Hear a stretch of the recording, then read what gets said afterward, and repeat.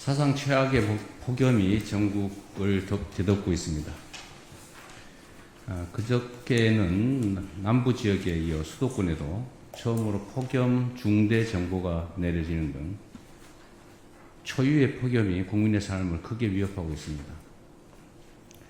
지금은 사실상 국가적인 기후 재난 상황입니다. 그 어느 때보다 높은 긴장감을 가지고 정책 대응의 수준과 범위, 속도를 최대치로 끌어올려야 되겠습니다. 현재 최우선 과제는 국민의 생명과 안전을 지키는 일입니다. 특히 모든 재해는 언제나 어려운 처지의 국민에게 더 큰 위협으로 다가옵니다. 고시원, 쪽방촌, 비닐하우스 같은 취약시설 거주 주민이나 또 공사 현장, 농어촌, 주차장 등에서 일하는 노동자들의 안전에 가용한 행정력을 최대한 집중해야 되겠습니다. 기록적인 폭염 속에서 일선 공무원들의 노고도 참으로 큽니다. 힘들겠지만 더 어려운 처지에 있는 국민들을 위해 현장을 직접 점검하고 또 필요한 조치를 신속하게 집행해 주시기 바랍니다. 보다 근본적으로는 뉴노멀이 된 기후재난 상황에 맞게 주거와 용수시설, 전력망, 또 폭염 대응시설 같은 인프라 개선에 힘을 모아야겠습니다. 전통시장의 경우에 냉방시설 부족 때문에 여름철마다 손님이 크게 줄어 해마다 이중고를 겪고 있다고 합니다. 관련 설비 구축에도 신경을 써야 되겠습니다. 이에 대한 계획들을 내년 예산안에 반영하는 것도 검토해 주기 바랍니다. 어디에 살고 또 어디에서 일을 하느냐에 따라 국민의 생사가 좌우되는 일이 생겨서는 안 되겠습니다. 폭염 재난 대응에 총력 집중해 주기 바랍니다. 우리 국민주권정부의 두 번째 업무 보고가 어제로 마무리됐습니다. 사상 처음으로 업무 보고가 공개된 지난해보다 업무 보고 준비가 충실하게 이루어졌다는 생각이 듭니다.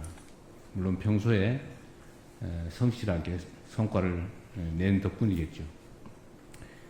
업무 보고는 끝났지만 진짜 중요한 것은 지금부터입니다.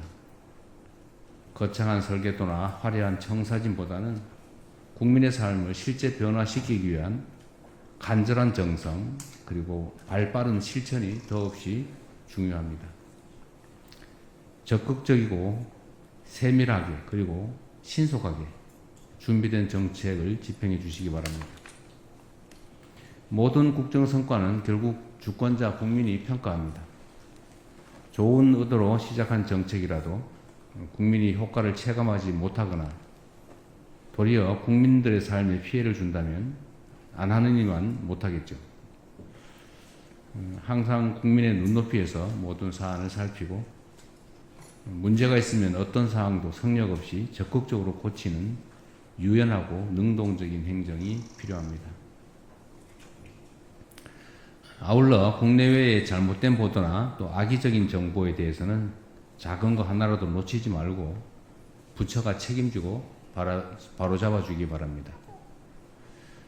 민주주의의 요체는 국민 주권의 일상적인 실천이라고 생각됩니다.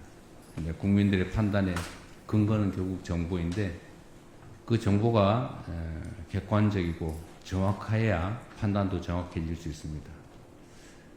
국민들의 판단, 즉 집단적인 의견인 여론을 왜곡, 조작하기 위해서 가짜정보, 조작정보를 유포하는 행위에 대해서는 엄정하게 대응해 주시기 바랍니다. 이제 정부 임기가 1400여일 남았습니다. 한 번 더 신발끈을 단단하게 묶고 국민이 체감하는 국정 성과를 내는데 최선을 다해 주기 바랍니다. 청년 정책 관련해서 좀 한 말씀 드리겠습니다. 여러 국정 과제 가운데 속도를 높여야 될 것 중 하나가 청년 대책입니다. 청년들은 지금 거의 취약계층이 돼가고 있습니다. 여러 가지 요인들이 있겠죠.